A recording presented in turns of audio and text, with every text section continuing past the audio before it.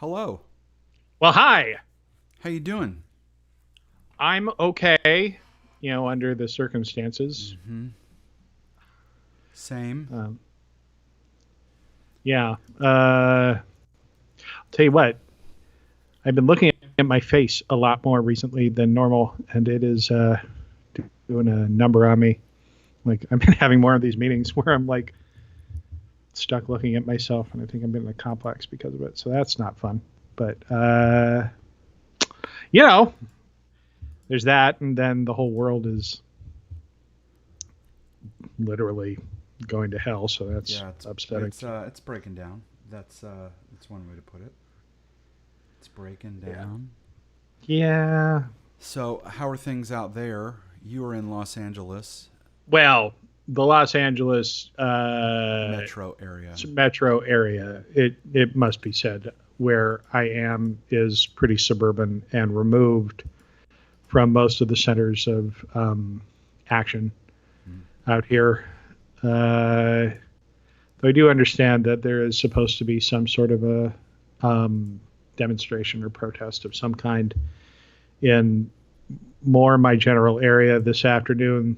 Though honestly, I'll be surprised if that amounts to very much at all. It's a fairly low key community, but I guess we'll see.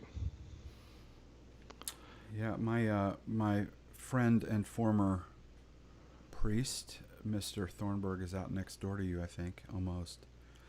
Um, yeah, he we have a podcast with him later in the week, and he messaged me late last night because he was seeing media from Fayetteville. We had ourselves a protest turned um, violent in a few senses. It was not as extreme as stuff we've seen other places, like Minneapolis for sure. It's not that extreme. We had a reporter friend of ours who has actually been on stage at Sweet Tea Shakespeare.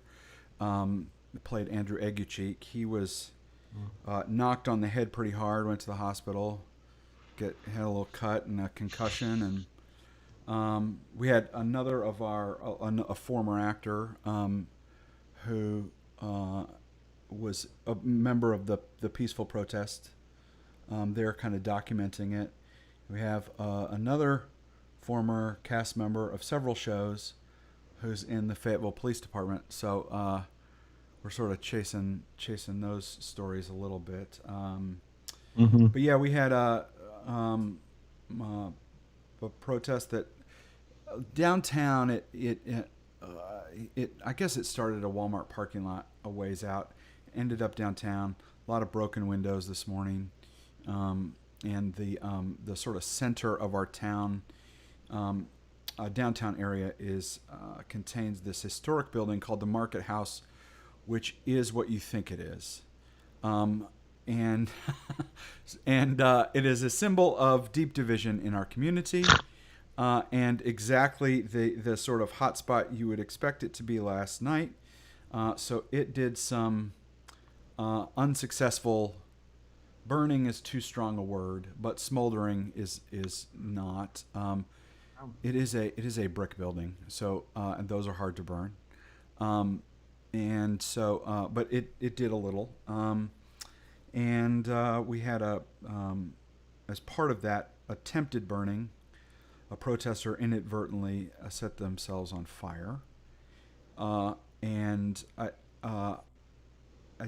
well, as far as those things go, setting oneself on fire accidentally, I think the person is going to be okay in the broad sense. It was put out fairly quickly, and and that and this morning I woke up early and drove downtown, and the city was sort of putting its part of things back together, and several are painting over graffiti and that kind of thing, and then I went back about 12:30, and the streets were just covered with people pitching in, boarding up storefronts in case there is a round two, and a musician friend sort of brought out his trumpet, played it in the market house. Pretty sweet moment. So it's just a weird time, and my sense is that things are sort of continuing behind the scenes. Some of our retailers, big retailers that sell guns, like Walmart's and places like that, have been invaded, I guess you would say, and the gun stock swiped by whatever you want to call, not protesters, but looters, whatever. So it's been an interesting 24 hours for sure. Yeah. And it sounds like it might be an interesting next couple days at least.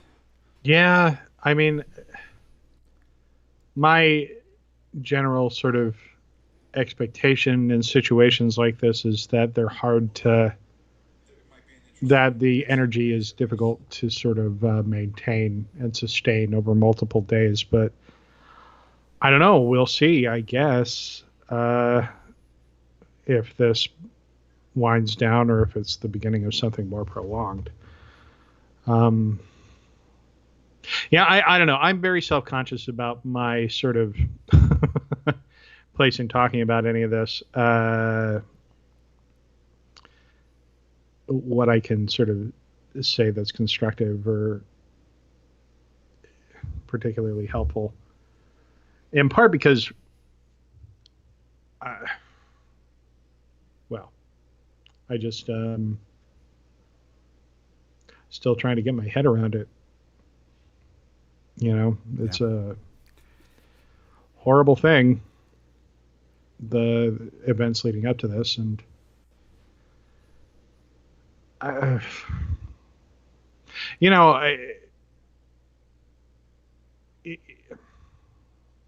it's hard to distinguish between who is responsible for what exactly in a situation like this. And there's so many competing narratives out there. And I think that part of that is because from individual to individual, people's ideas about what is and isn't appropriate are different. My sympathies lie with people who are out protesting and trying to make their voices heard.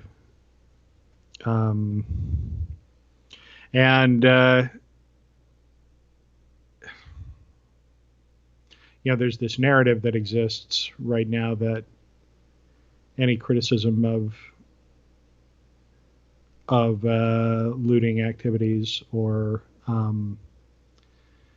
stuff done to businesses and whatnot is inappropriate. And I don't know how I feel about that. I don't know where I'm at with that. I do question the efficacy of that in getting you what you want. And there is some degree of incoherence in people's responses to it a little bit. Like on one hand, you have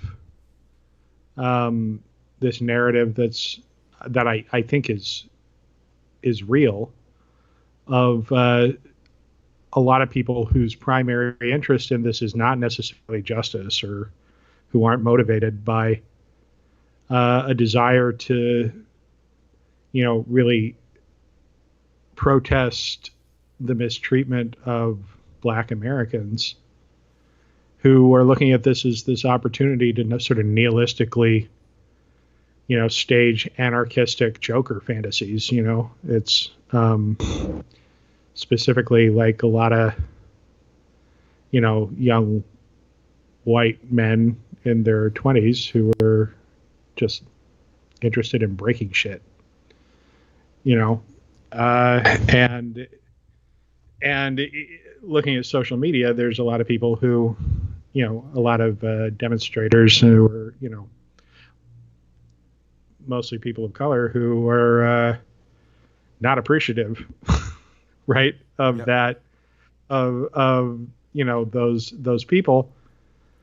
And then alongside that, there's this other narrative saying that any criticism of anyone doing damage to public spaces or private businesses and whatnot is also inappropriate. That seems hard to square a little to me. I don't know, what, and then there's this added sort of, you know, recognition that I am a extremely privileged white person, and that perhaps it's inappropriate for me to express any thoughts on this at all. Yeah, I struggle with that. I struggle with it's not my time. That sort of feel for sure. And I hear you. For me, it's real simple. It's real simple. The the weight of the cost of sort of the systemic racism piece of this is so incalculable that on no day will it will basically anything in terms of property damage or even things that go along with it, salary loss and things like that, on no day will those be equal things.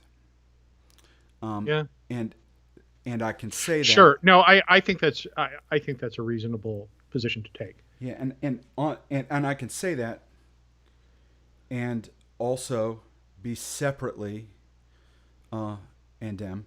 separately angry about the George Floyd issue and some of the other related issues, including the sort of home invasion shooting that happened in well, Louisville. yeah.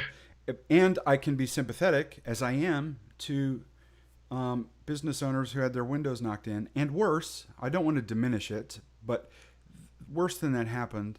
And I can be sympathetic to those people and also think, you have resources, not the least of which is an insurance policy, and actually government and systemic support that's going to get you out of that hole faster because of who you are.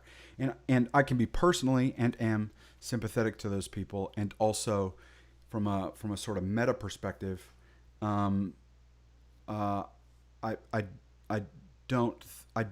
it's almost like we're speaking different languages. Do you know? No, that's true, and everything that you're saying is accurate. It is coming, on the heels of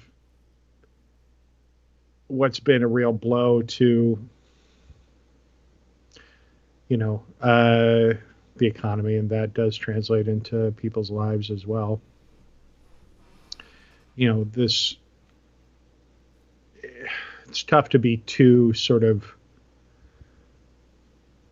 sure that everybody's going to get taken care of in the aftermath of this, but I mean, I do think that you make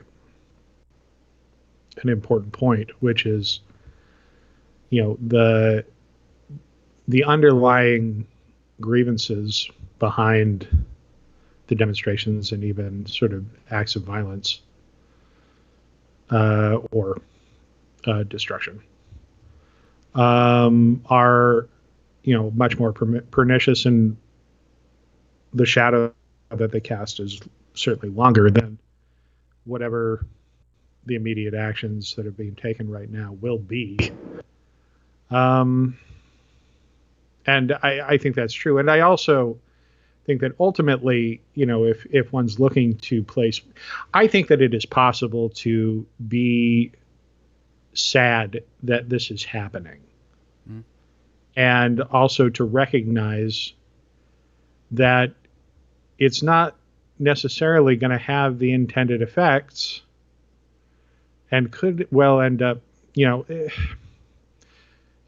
specifically the sort of destructive element of it could well end up having effects that run counter to what is hoped for, while still recognizing why that came about and having sympathy for the people who have felt pushed to those extremes.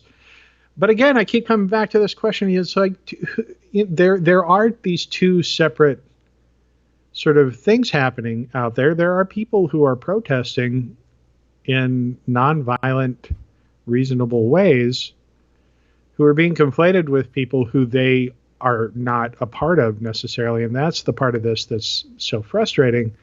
There is a desperate need for, demonstration against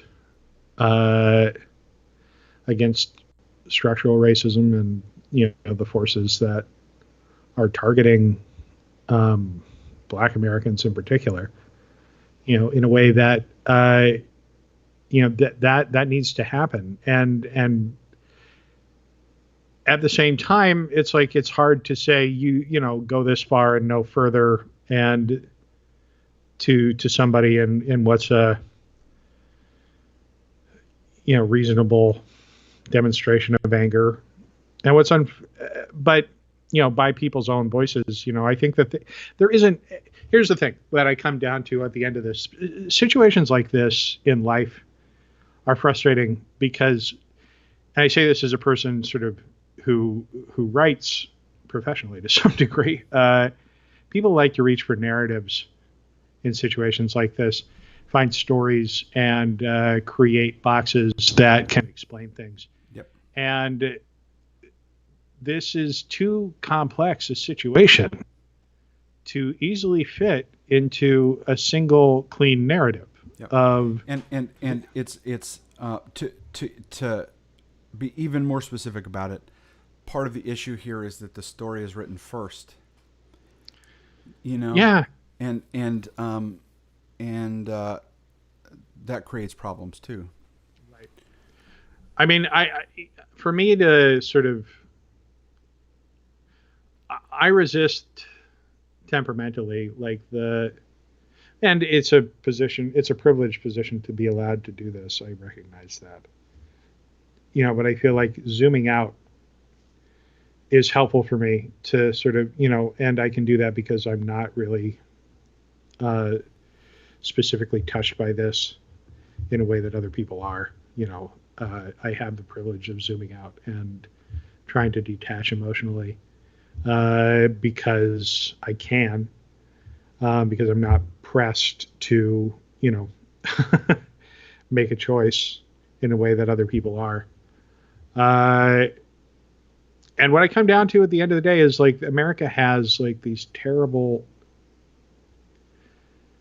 issues that people are not ready to deal with and are not willing to sort of recognize that have a long tail to them. To every person I see angrily complaining about the destruction of property and angry demonstrations, and though there haven't actually been a lot of cases of actual physical violence against people, but yes, physical violence. I do want to say, what look at what caused this, right? Go back and look, what did you expect? In the face of this. I saw somebody on Twitter the other day, making some snide comment about Colin Kaepernick, saying, but Colin Kaepernick made a Nike commercial as a response to what's happening. And it's infuriating because it's like, if you and other people who are like-minded had not made it explicitly clear that that the peaceful and and small protest of kneeling down was absolutely out of bounds, then maybe this wouldn't be happening now.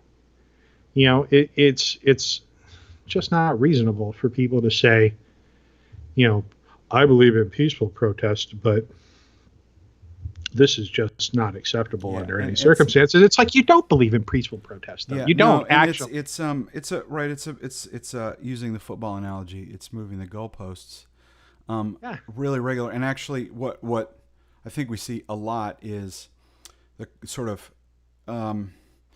creation of a human shield between the criticism and the criticized. And of course, during the Kaepernick stuff, the human shield was the military. That's a dishonoring the military. And here it's, small business owners and people who are just trying to sort of make their way. And next time, and there will be a next time, it'll be something else. It'll be something else. Yeah, I mean, fundamentally, what it just comes down to is shut up. It's like, just shut up. And it's like, there. And if you don't give people any outlet for legitimate grievance, or you won't even enter into the conversation, then this is what happens, and it's a tragedy. It is a tragedy. I look at small business owners, like in communities where stores are getting burnt down and stuff like that. And it's like that's sad. That is tragic. That's a person too. That's not a faceless. It's not a faceless business. That's somebody's life as well, and their life's going to be impacted by that at a time when it's when people in those positions already were getting hurt. There's nothing. Here's the thing. People, I feel like, in life, in situations like this, don't give enough sort of credence, or don't ever sort of give enough thought to the fact that maybe there is no good answer, that maybe there is no right here. It's like being able to justify and understand why somebody feels the way that they feel is one thing, but it's objectively speaking, it's not good for anybody's community to burn it down. You know what I mean? That's not helpful for them. It's understandable, and I'm certainly not out there like righteously telling everybody you're evil because of it, but it's not helpful. I don't think. And if you look at the sort of long-term data on places that have undergone, serious angry riots and whatnot, they had a long economic tail that hurt the people who were doing the rioting. Mm-hmm. This is bad. What's happening now? It's bad, but it's a response to something that is, arguably even worse. And if you don't constructively deal with the problems that cause this kind of unrest and this kind of anger, then this is what you get. I mean, you take a look at something like what the president tweeted about, like when the looting starts, the shooting starts, that escalated things. That didn't help. It's like you are making it worse. And everybody and people just, like, people criticizing this are unwilling to take responsibility. It's something I've said before, and maybe even said before on this broadcast. I don't think so, though, is, the problem with our politics right now, in my point of view, this is me getting up on my soapbox, and I'm going to say what I think because I have a platform to do it. So feel free to discount absolutely everything I'm about to say right now. But this is just my opinion, and what the hell, this is the place where I say what I think.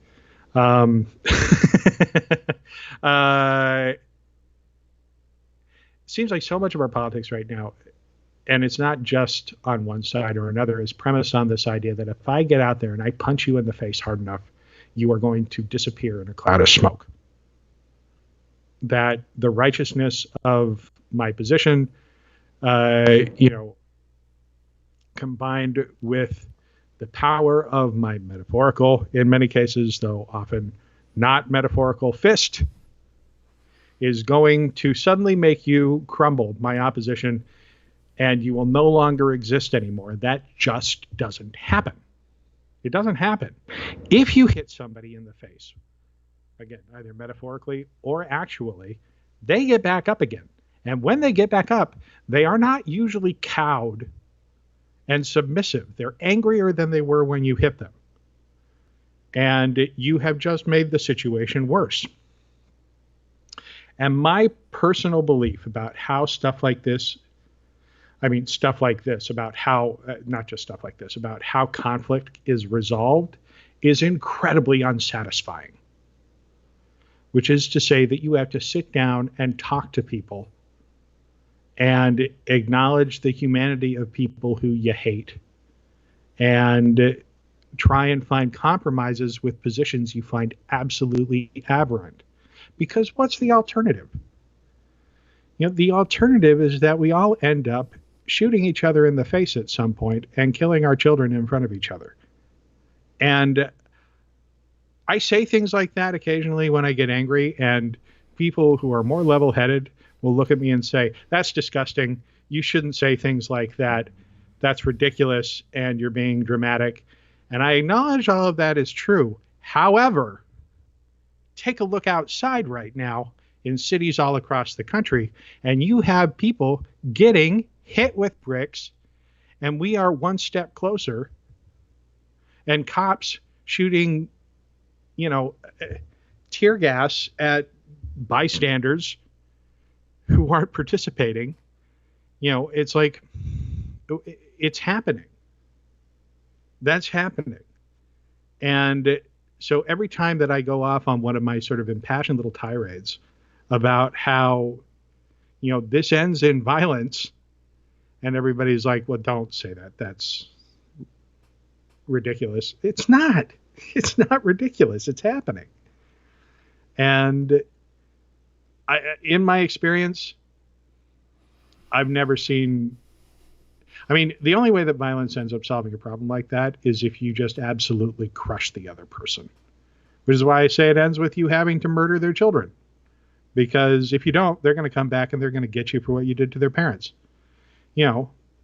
Wars that are won through, violence involve you dropping nuclear bombs on cities and absolutely crushing the spirit of every single civilian person who lives there to the point where, they have to rebuild their society from scratch.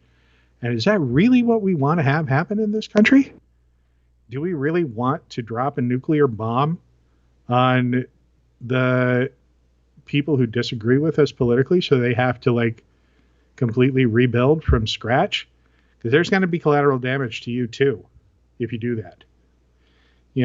People who are pining for a second civil war in this country are, they're stabbing themselves in the face as much as anybody else. And so this, and I've talked for a long time, but I'm going to wrap this up, with this. The reason I said at the beginning here, I am concerned about expressing my opinion and my right to do so. And I recognize that many people will not appreciate the fact that I have spoken for as long as I have here and talked about this to the degree that I have, because it's just not my place to do so. But I don't see a way around this that is effective, that doesn't involve people actually saying what they think, and that doesn't involve people actually expressing their opinions in a way that a conversation can start. Mm-hmm.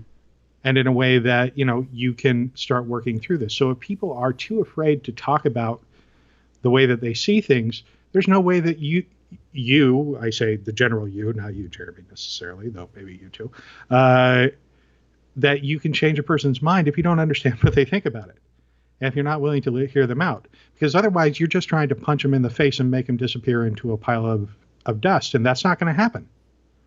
So conversations like this are necessary, and I'm sorry that they are, but I think that they are. Well, I think you're right, and I think so. We were talking before we got on about one of the conversations I've found myself in today, which is, so Fayetteville's is a hot zone right now, and there's a lot of stuff on social media, and so you have what I was witnessing is the sort of a group of people, shall we say, who were actually not willing to talk, who were like, according to them, I'm going to take them at their word, locking up, loading up, clipping in the magazines just in case. Now, I want to give those people the benefit of the doubt, and what I heard from them was, they were protecting property and life and all of that.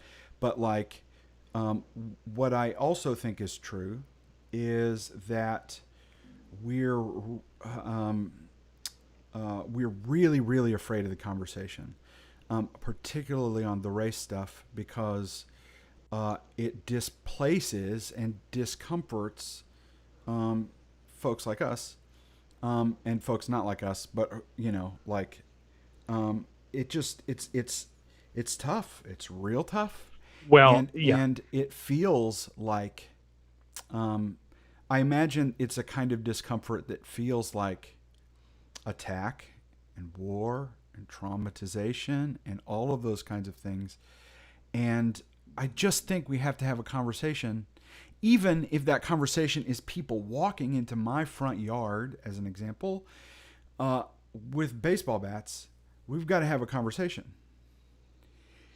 I mean, okay, I hear what you're saying there, and I agree with you. I mean, would we may not have a suggest, conversation that second. Do you know what I mean? yeah, I would suggest to the people who are walking into your yard with baseball bats, there might be a more effective way to get what you want from somebody. I'm a pragmatist in my approach to most things. Do you know what I mean? And again, I recognize that being pragmatic comes from a place of privilege. I am aware of that. And being able to have the opinions that I have about any of this stuff is really based on that. So I grant you all of it. But, somebody comes to my home with baseball bats. My first concern really isn't going to be, it's going to be to protect, people that I love and make sure that they don't get hurt. That's going to be my primary concern. I would like those baseball bats not to crush in the skulls of my children. Is going to be my primary concern if people show up on my front lawn with baseball bats. And I'm not really going to be thinking about what the underlying sort of conditions that brought them to that place are. Sure. Yeah, I'm with you there. And also, yeah, I could, in that moment, give a shit about my Nintendo Switch. Do you know what I mean? Yes, right. And that's right. where I think that's where I think some of the conversation has landed. But let me just say this as well. Nobody's coming up to anybody's house with baseball bats to hit their Nintendo Switch or their children. Do you understand? Like, this is a metaphor, and lest we be misinterpreted, I don't know of anybody coming into residential neighborhoods standing on people's yards. And it is so, but people are responding to the symbol, right? So there are people actually putting the bullets in the magazines, ready for the threat, which is not a threat. That isn't going to come. But a symbol, right?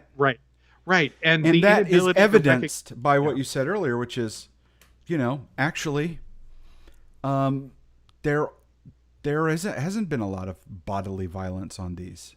And there has been, and it's frightening, but there hasn't been a lot. Right. And I don't mean to diminish it. Right.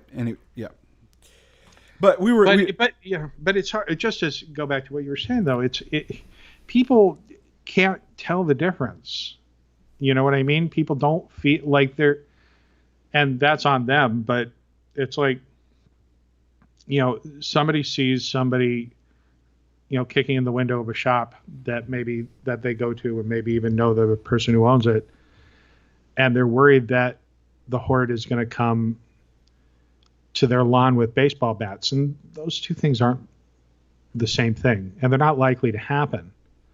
But when your sort of understanding of what's motivating people is completely, when it's entirely incomprehensible to you, maybe you don't know, like, well, why would they do that? What's to stop them from doing this? And people aren't, I don't know. They're not thoughtful about it. The other problem is everybody, in a situation where everybody really feels like deep down, like they are the good guys who are out for justice, those are the worst problems. You know what I mean? Like, those are the ones that are the most intractable and the hardest to deal with, because the cops who are out there right now feel like they're on the side of justice, and the people who are, demonstrating right now feel like they're on the sides of justice, and the crappy cops who are shooting pepper spray at reporters or, bystanders on the sidewalk think that they're the good guys. And, the 20-something-year-old, white kid from the suburbs who has decided that it's their time to kick in the windows of a Gucci building. They think they're on the side of righteousness too. It's like the people who are actually, and then everybody in between. It's like everybody thinks they're the good guys right now. Mm-hmm. And, my humble suggestion is that the good evil spectrum is not particularly helpful in a situation like this.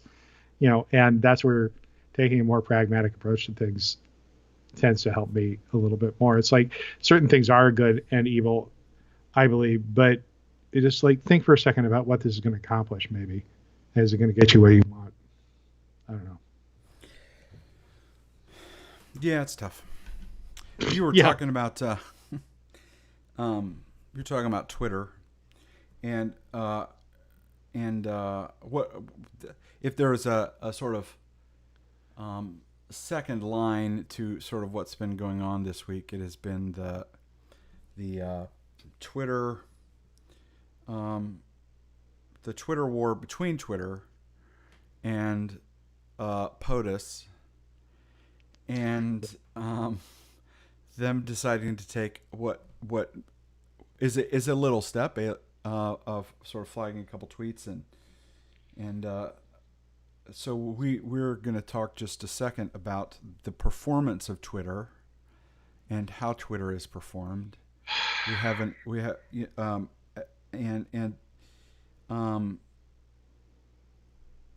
Yeah, well, that's a good way of putting it, I suppose, the performance of Twitter, because if people were in their regular lives the way that they are on Twitter, I think that everybody's regular lives would be much more unstable than they actually are. It's like you can't behave, the way that you are there. Even in its mildest form, it's like people are trying to be as pithy as they can be, as clever as they can be, maybe present the most distilled version of a thought or idea, whether it's the, most clever or, pointed or attractive, and the narrowness of it just gives people an incorrect idea of things. When it comes to the president, I think that that's maybe more true of him than others. Interesting thing about the president, I know a number of people who know him personally, and have interacted with him in real life, outside of political arenas. And let me just foreground what I'm about to say. I do not like the president. This is an understatement. But nobody watching this knows that. The depth of my feeling of, distaste towards him are not necessarily immediately obvious to somebody. Let me just say, I think he's a terrible person. And one of these narrative points that I've often grabbed onto and that I've heard other people say is like, you'd hate to have to work for him. Everybody who works for him hates him. Everybody who knows him hates him. And certainly that's a narrative that seems to be true to a certain extent. However, I keep knowing these people for whom that isn't true, who genuinely like him and say that he, in certain arenas, can be really warm and friendly and likable. And moreover, thoughtful of other people, and that the president of the United States, Donald Trump, is the performance of a character. I don't really believe that. I hear that from people, and I don't really believe it. I think that people are complicated and contradictory of themselves a lot, that they contain dimensions. But, what the president does on Twitter is this one very specific aspect of himself, right? Is this one, and I think it's 100% honest. I don't think that it's fake. But maybe it's not all there is, which isn't to say that it's a defense of him. Again, I'm not. But it's just how, I don't know. I don't know where I'm going with that, except to say that I think Twitter's pernicious and bad. And I think that it misrepresents everybody, and that as much as I'm addicted to it and I look at it a lot and appreciate aspects of it, especially for keeping me informed about different people's points of view, I think that it does a disservice to people in terms of I feel actually the same way, illustrating and it. I will say, everything you said is absolutely true about me. Um, so I just want to say, there, um, if and when I am sort of thoughtful about sort of the performance of social media, uh, and I examine the distance between the person I am on those platforms and the person that I think I am much of the rest of the time, um, it's it probably is the closest thing to like performing a character that I, besides performing a character on a stage. It has to do with license, and it has to do with sort of access to script and the ability to sort of invent on the spot. And you can sort of take this little bit of someone's idea that you see coming across the screen, and you can sort of mix it with your own stuff, and then you spit it back out. And it's at times for me, it feels as alive as sort of being on a stage will. And I think you're right in that it's what it invites is a kind of partial. I don't think it's artificial. I do think it's partial, um, sort of partial view of the whole character, if that makes Yeah. sense. No, it's narrow. I mean, that's the thing. It's, it's a distillation of a part of a person, right? Of some aspect of them. But just for it being a distillation, that that obscures things. That doesn't make things clearer. It makes it harder to see the truth, right? It's like it's a classic debate that a lot of people have. It's like, well, when I was drunk, I said some things that I don't really mean. And then you'll hear somebody say, aha, no, when you're drunk, that's when you say the things you really do mean. And that shows me the true essence of your character. And inside you, that's who you really are. And while the person who's saying, no, no, it's not, it isn't, because that isn't exactly what I think. Both of those things, I mean, it's like, it's just the wrong way of looking at it. The entire paradigm is wrong. It's like, you've given voice to something inside of you that exists inside of you. And it exists alongside a whole bunch of other things. And so I'm saying Twitter is like being drunk in this way. Those things exist in you, and they are an honest representation of you, but it's not a representation of the whole person. And and people should be held accountable for who they are in part. Saying something horrible when you're drunk, you should be held accountable for the things that you do under those circumstances, as you should be held accountable for the things that you do when you're on social media. But there should be a degree of just perspective that you apply to the situation, right? It's like you can hold somebody accountable for their actions and their behavior while also recognizing that the story might be more complex than you're letting it appear. And I have my little pet theory that I'm articulating out loud for the first time right now. So again, don't put too much credence into it. But, I am often sort of discomfited by the extremity of people's judgment. And this is like absent from politics generally. Like I wouldn't say that this is something that affects the left more than the right, or the right more than the left, or what have you. I think that our society has just become a lot more punitive and a lot more sort of reactionary and quick to, cast people down to the depths of hell.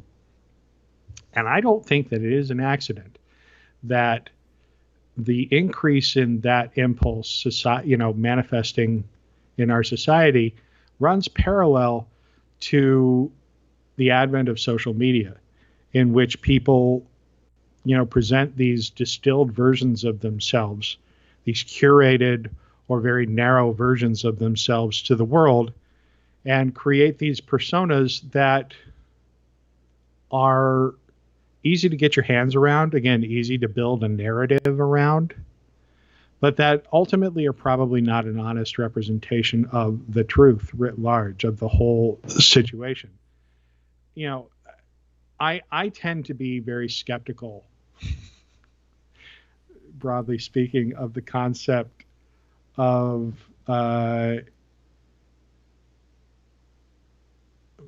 going to get in trouble for saying this, of justice and accountability. I, being like taking a hard line issue, like approach to those sorts of things. In part because I just feel like people and stories and situations are very complicated. Now, I want to say there are things for which I think people should absolutely be held accountable and responsible for. I'm not saying nobody needs to be punished for anything, or, well, punished is the wrong word, held responsible for the things that they do, and that there are natural consequences that stem from irresponsible behavior, and that there are bad things. I mean, as much as I say I'm skeptical of sort of justice writ large, or good and evil, quote unquote, I do actually believe in those things on some fundamental level inside myself, and I think there are lines, but we are so quick to try and apply them all the time in every situation, and I think it's related to Twitter. I really do. It's the sort of democratization of judgment and accountability, and some, at least for me, some of what I'm hearing you say, or at least what it points me towards, is sort of Twitter, and as an emblem for all social media, sort of deputizes everyone, and of course that's good in tons of ways. I mean, to the extent that social media is responsible for revolutions and things like that, great. Yeah, and giving a voice to people who have been marginalized and left out of conversations, it's a good thing that they're allowed to speak right now. So as much as I say Twitter is bad, Twitter's good too. Yeah, Absolutely. We don't have cancel culture. We don't have sort of flame outs. That's not what I'm talking about here. I'm not talking. If we haven't deputized everyone, right? If we don't give the mob its pitchfork. Yeah, and here's the thing. And once again, this is going to be my theme for the day, I think. Nothing that I'm saying right now is satisfying particularly. It isn't, and the truth is that people who get things done and that mobilize people are people who are able to sort of throw out a snappy, quick narrative that resonates with somebody and mobilizes them. It's not actually the truth, like usually, but there's a core of it that's true enough and that moves things enough in the right direction that it's probably necessary. But if you try to get your arms around what the whole story is in any given situation, it will almost always take you farther and farther away from clarity. Like the more of a thing that the more you understand a situation or a person, the more obscure your feelings about them should become, to be honest. Like, unless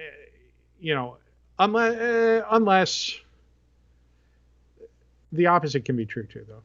Like where it's like the heinousness of a certain given thing is so repulsive and repugnant and terrible that everything else that you throw up against, on the balancing side doesn't balance it out at all, and it just makes you more sure of your position and stuff. So that can happen too. I just think every situation. I have a friend who I've worked for in the past, and the thing that this frustrating thing that she has said about me, or that this way that I frustrate her, is like my answer to everything is everybody's different. Every situation is different, and every single one has to be taken, on its own. And I have a mind that tends to sort of, shy away from broad generalizations and will contradict myself, as I have a number of times over the course of this discussion so far. A lot. But I think that's what it comes down to. Each situation has to be looked at by itself, and broad generalizations tend to break down pretty quickly. And Twitter, social media, and the way that we engage on that takes us in the opposite direction. Yeah, and it's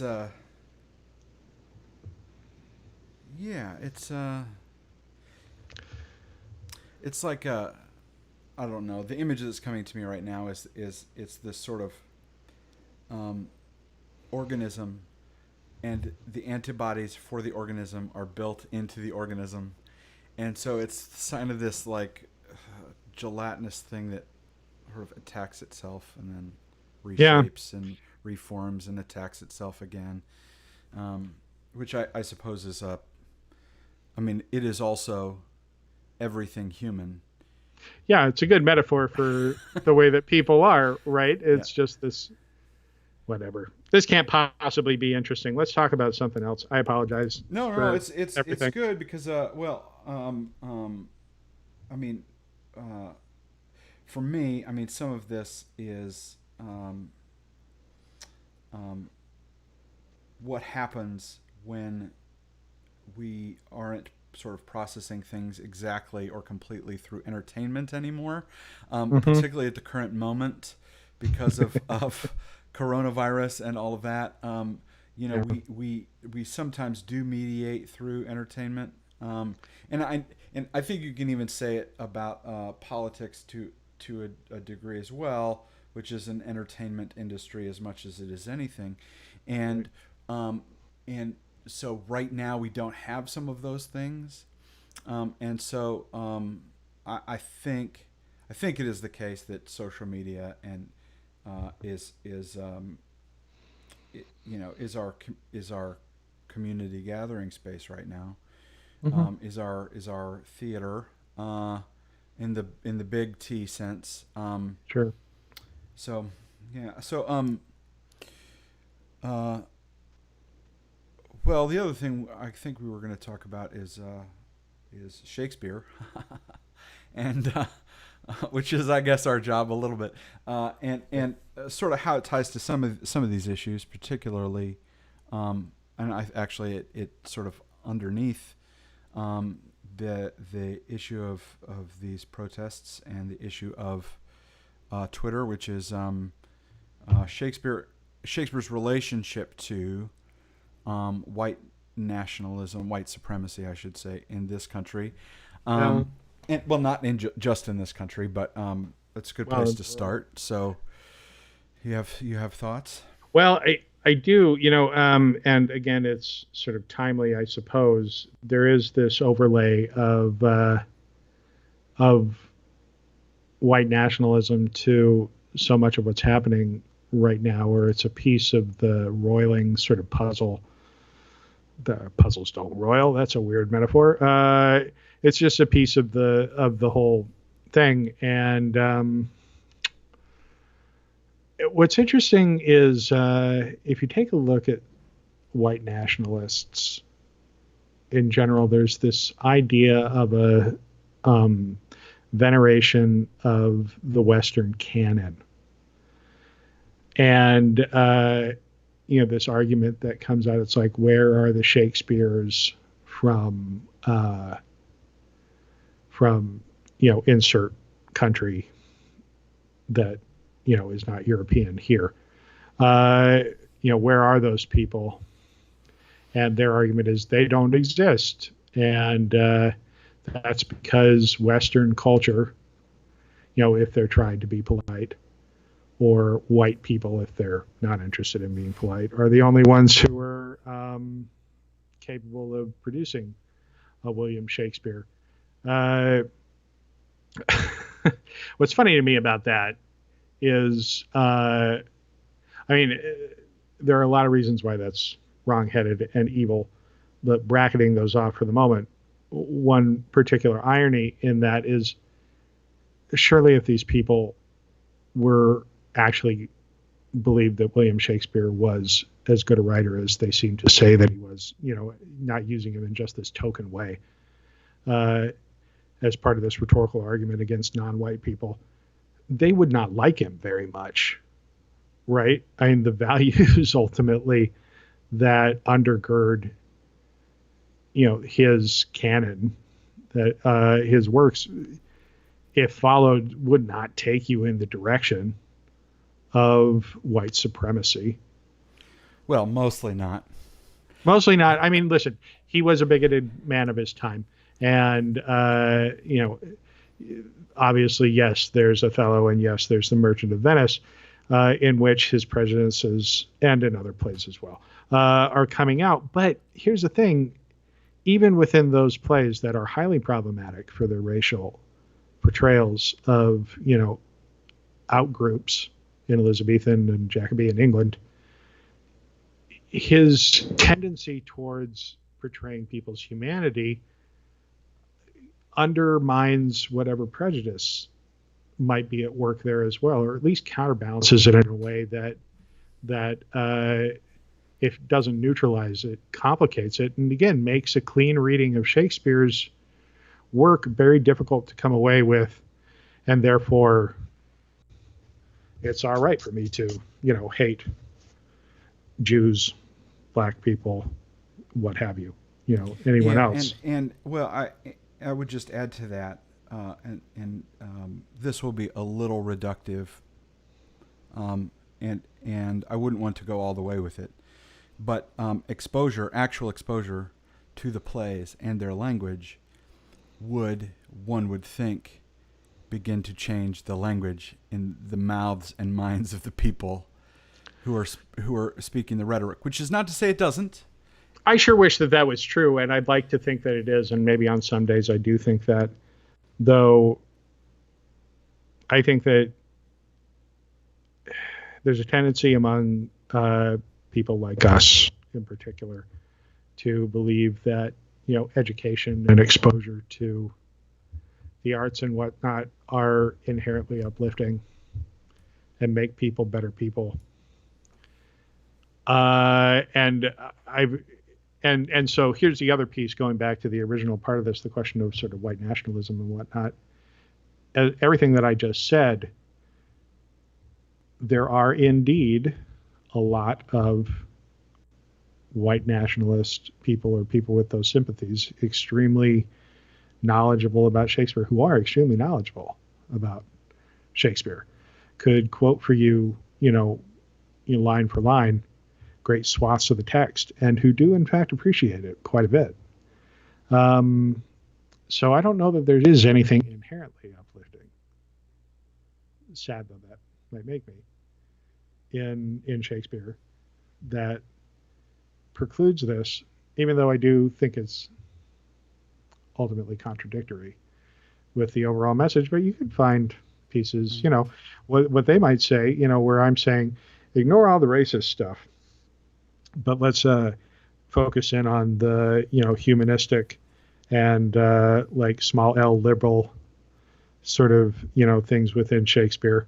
They'll say, yeah, ignore the humanistic small L liberal stuff and let's focus in on what Shakespeare actually believed, which is, this about Jews in The Merchant of Venice or whatnot. You know what I mean? It's like you could take it the other direction, and sadly, I'm sure there are people who do. And moreover, there are people who, use Shakespeare as a cudgel against contemporary society or against the impulse to expand. It's like the greatest writer who ever lived already was William Shakespeare, and why do we need to look at this other things? And if only these people who are inevitably in their thinking not white or whatever would just read Shakespeare, though I know they never will, they would say they might be different too. But yeah. Well, I want to add to that because there is, I think, a second step of it, which is that in part because of that thinking, and in part because I think of some fairly innocent versions of that, uh, and some separate issues altogether. I mean, here's this champion of Western culture when we're being polite, as you said, and white people when we're not, who is sewn in at the top of our curriculum. There is no single figure who is more embedded in the curriculum and the sort of and from a national perspective, that is uh, that is a way of well, I guess the word is colonizing, but it's actually I actually mean something a little bit broader and more pernicious than that. Well, Um, I mean, Shakespeare's a shorthand for the yeah, Western canon, yeah, basically. yeah, and so it comes back for me to questions about well, who's responsible for making making those say decisions about canon, and who's responsible for sort of elevating Shakespeare aside from his own genius. Okay, let's say that that's there, Yeah, but who's responsible for sort of elevating that work uh, over the centuries? Because I don't think he and his genius bear ultimate total responsibility for that. And so who are making those decisions? Well, it's mostly the people who uh, already agreed he's a genius. Do you know what I mean? yeah, Mostly people like him. Mostly people uh, whose values broadly align with the values of, say, Western colonizers right. and You know, governments and systems of oppression and things like that. And I'm not saying that there's not an escape route here because I think there is, but I think what happens is that that's maybe if we're being generous and high spirited, actually somewhat innocuous. But then in when a white supremacist picks it up, they have the power of those systems behind them, sort of uh, giving ammunition to their use of Shakespeare as an example. yeah. And um, uh, I think there have been movements in recent years, maybe decades. I'm more familiar with recent years, um, when an actual white nationalist, maybe they're religious fundamentalist, maybe they're some sort of the sort of conservative as we would think of them today, maybe but they see an infestation, an infection of other kinds of writers from other kinds of places. And so their move, and I've seen this happen, As say, in they a would lot of characterize it. homeschool environments, is to sort of move to the classical, which is sort of like Lily White writers, and sort of revert to, oh, we're going to study Shakespeare and his rhetoric, and usually involves the Greeks and the Romans too. But Right. it's a purification in their heads of going back to a pure Western canon, which also happens to be mostly lily white, and so I think that's part of the story, at least now too. Sure. Well, I mean, I think people's motivations are hard to parse. In every case, some of that is likely to be right. Yeah. Uh, the thing that I keep coming up against here is my own sort of prejudices, or that's not quite the right word, my own priors that um, maybe make it difficult for me to get around this. Like, because as much as I'm arguing against the impulse to to allow people I don't like to co-opt Shakespeare for their own purposes. Um, I'm a guy who got 2 master's degrees in Shakespeare and Renaissance literature. So it's not like I don't think that Shakespeare is, a really good writer who's worth studying, you and that probably makes me an unfit person to, it's hard to square the circle. You know, and you think about Western society, John Wilkes Booth loved William Shakespeare. You know what I mean? He was a Shakespearean actor who found within him all the values that made him decide that slavery was the perfect institution for the United States and that he needed to murder Abraham Lincoln. You know, I don't know. I don't know what the answer is. I think that in an ideal world, there is, going back to the question of classical education, that's a world I've had a little bit of exposure to, and I think that there certainly are people who are motivated by the things that you're talking about, and there are people who aren't. And fundamentally, I don't think there's anything wrong with, I think you can get a pretty good education if you decide you're going to focus in on plays of William Shakespeare and a lot of the Western canon. Nothing wrong with that. You should read other things too, right? Be exposed to more. That's certainly good. And in having an open platform that allows for other people, so much of the reason that Shakespeare was allowed to become Shakespeare is because the circumstances were in place for him to emerge. He came out of this vital, interesting moment, which there were a lot of, there are Elizabethan writers who were truly excellent, who we don't talk about all the time only because there was this once in a, multiple generation genius in Shakespeare who came out and sort of screwed up the curve for everybody else. But, other societies, if given the sort of ability to express themselves and, create vital, interesting pieces of work, they would do that too, potentially. But it's not like the circumstances that allow for something like that happen all that often. Well, yeah. The other thing is, I think they have, and I think the sort of Western, particularly the post-Western Enlightenment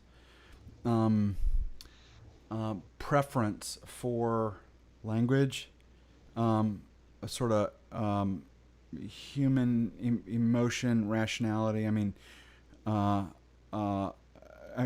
so since the day of Shakespeare, we've had a whole romantic movement. We've had a whole sort of urbanization movement. We've had the advent of psychoanalysis.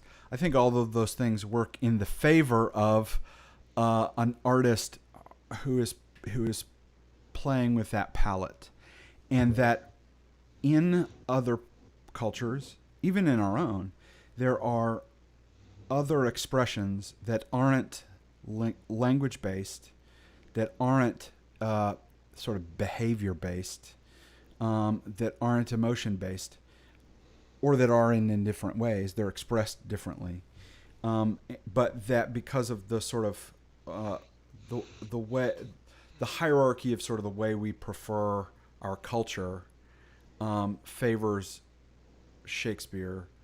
That's part of the gig too, and that and he helped shape our culture too, so that makes some sense. Sure, and so I think in another language, and I mean that probably in the literal sense, but also in the sense of like a different kind of expression, that genius has certainly occurred probably many times over.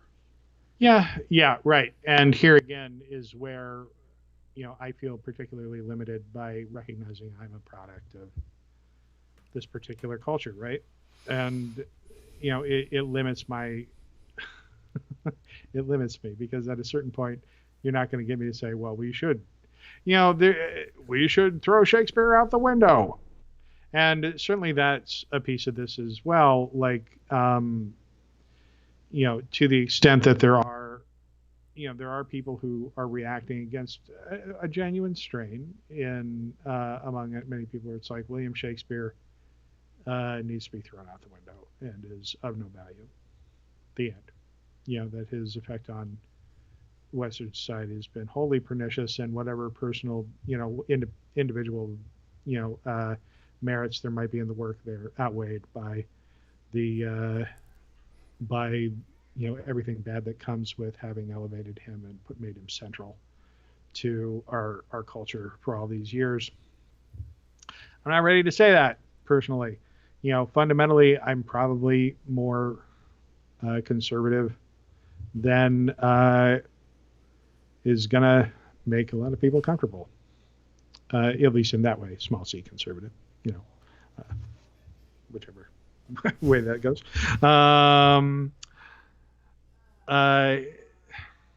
And yeah, I can't speak to that. That is what it is. I will say this, and I keep coming back to this point. Shakespeare has stuck around for a very long time, and makes it through all these different centuries. And I think it's because his work still resonates and is interesting to people. And I think the complexity and ambiguity that exists within his work is actually the reason that it has stuck around. Pieces of simplistic art don't last. And if there was one thing that was, that sets his work apart, is that it creates these psychologically complex, but also these psychologically complex ideas and presents them and these people in ways that somehow really resonate and feel true, to the human experience writ large. And I'll go to bat for that.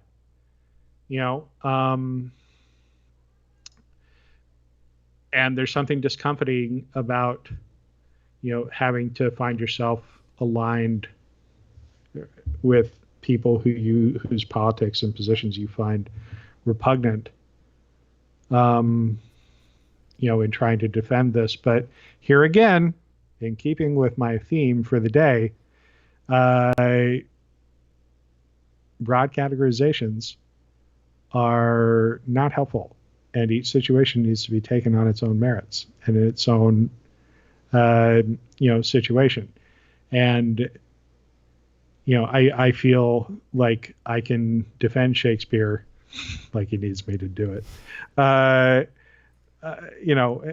personally for myself, I can do that. And I can say, I think that this, the values that you find in his work stand in contrast to these, people for whom he's, become a weird totem in some ways. But,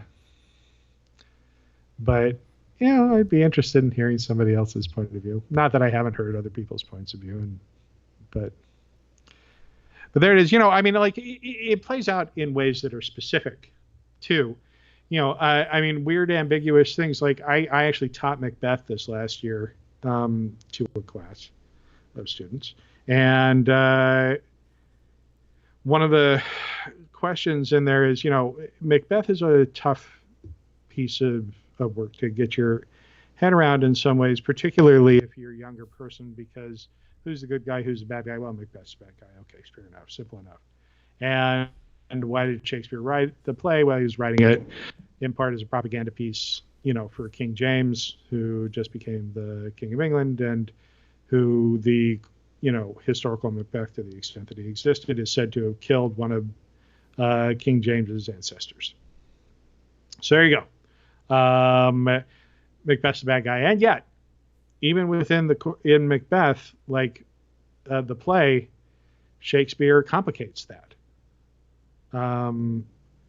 And it has this whole other thread of, is Macbeth actually responsible for the things that he's doing?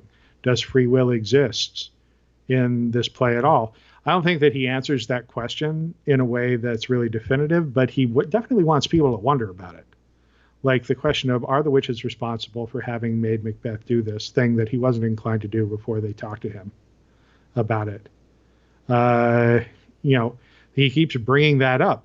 And then really explicitly throughout the play, throughout the play, he also plays with this idea of Macbeth being a character in a play. You and I have talked about this in the past. We did a production in grad school of Macbeth in which this was an idea we played with, and in fact became the basis of my thesis in grad school.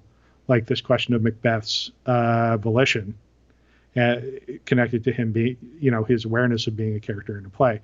And there are all these funny little things that Shakespeare does within Macbeth to make you question that. One of the, throughout the play, he does, there are staging conventions, like at the end of a scene, character has a rhyming couplet before they get off stage and everybody ends. It's the way, it's a convention, the way that like fade to black in a movie tells everybody watching the movie that the scene is over, right? And what Shakespeare does in Macbeth a couple of times is has Macbeth finish a rhyming couplet and then continue to stand on stage, and the other people near him keep talking. It's like, oh, this scene is still continuing. Okay, yeah, let's finish the scene, I guess. And then he says another rhyming couplet, and then they leave. Like that happens at one point. And it would be, when I was talking to my students about it, it'd be like if you were watching a movie, it faded to black, and then 10 seconds later, somebody continued the conversation and said, so you want to go get a taco? And then the lights came back up, and then it faded back to whatever, and the scene kept going. It's that jarring and weird. That is Shakespeare drawing attention to this idea, which he then later on in the play actually says out loud, where Macbeth, where he's been wondering this whole time, am I doing this, or is somebody else making me do this?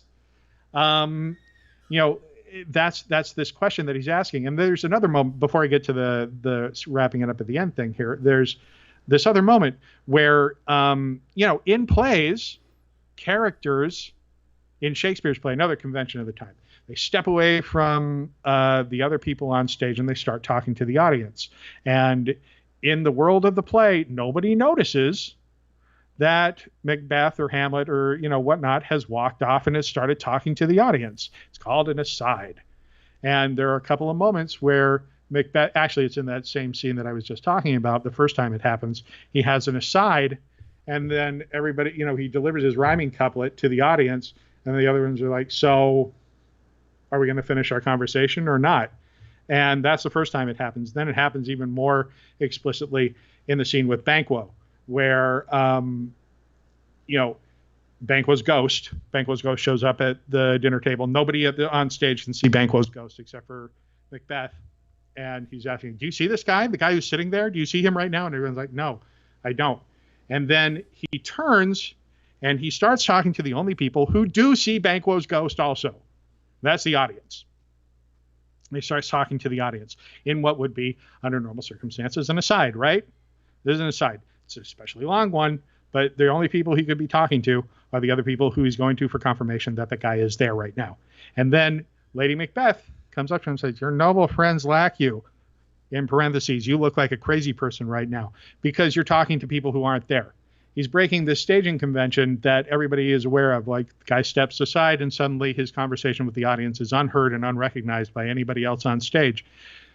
Shakespeare doesn't do that in Macbeth. They're all seeing him give his asides, which makes him look like he's insane. And then finally at the end of the play, Macbeth comes out and he says, gives his speech tomorrow, creeps in this petty pace, the last syllable of recorded time.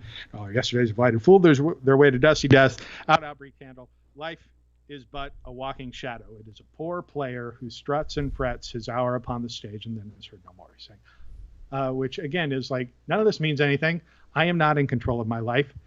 And it puts the onus on the audience. How can you condemn this person who has no control over what's going on with him? And it's this interesting, complicated acknowledgement that even though I'm writing this play in order to get in good with King James, the historical Macbeth might not have been responsible for this, might not have even been like this. It's this weird, like, I'm telling on myself and maybe this isn't even true. And you look at Shakespeare's plays, they are shot through with that kind of complexity all the time, where he's undermining a clear sort of message that you can take, because things being complicated and difficult to take apart is kind of the thing that he thinks is interesting about people, that they're contradictory and life is difficult and messy and weird.